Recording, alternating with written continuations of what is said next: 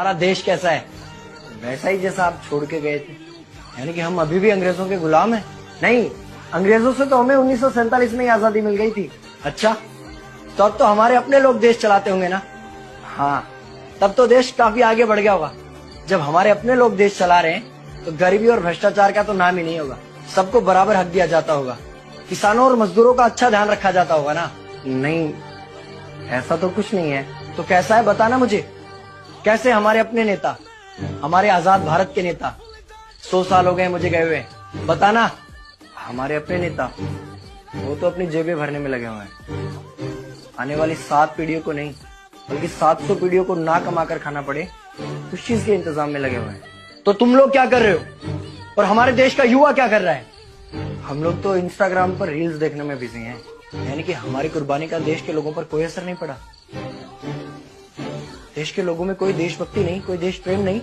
नहीं, ऐसा नहीं है। आपके लिए और देश के लिए बहुत प्रेम है भारत के लोगों के दिलों में। हर 15 अगस्त और 26 जनवरी को तिरंगा फहराते हैं, पूरे जोश के साथ भारत माता की जय बोलते हैं और आपकी डीपी भी लगाते हैं। और भारत और पाकिस्तान के क्रिकेट मैच के दौरान तो हमारी देशभक्ति पीक पर होती है। तुम इसे देशभक्ति समझते हो?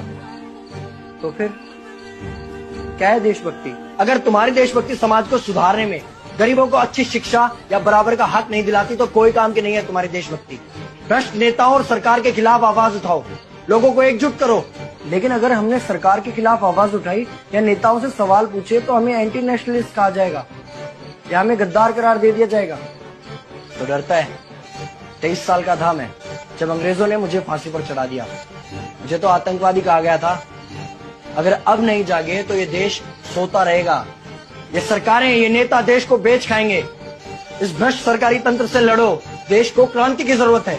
क्रांति यानी कि हमें हथियार उठाने होंगे, बंदूकें उठानी होंगी जैसे आपने उठाई थी। नहीं, हमारी क्रांति विचारों की थी। जब अंग्रेजी हुकूमत ने हमारी आवाज नहीं सुनी तो हमने और जोर से आवाज लगाई और अपने विचार रखे। और क्रांति केवल सत्ता को बदलने तक सीमित नहीं है, बल्कि इस भ्रष्ट अन्यायी तंत्र को जड़ से उखाड़ कर फेंकना है। पर ये होगा कैसे? अपने आसपास से शुरुआत करो। जो भी तुम्हें भ्रष्ट नजर आए उसके खिलाफ आवाज उठाओ, एक्शन लो।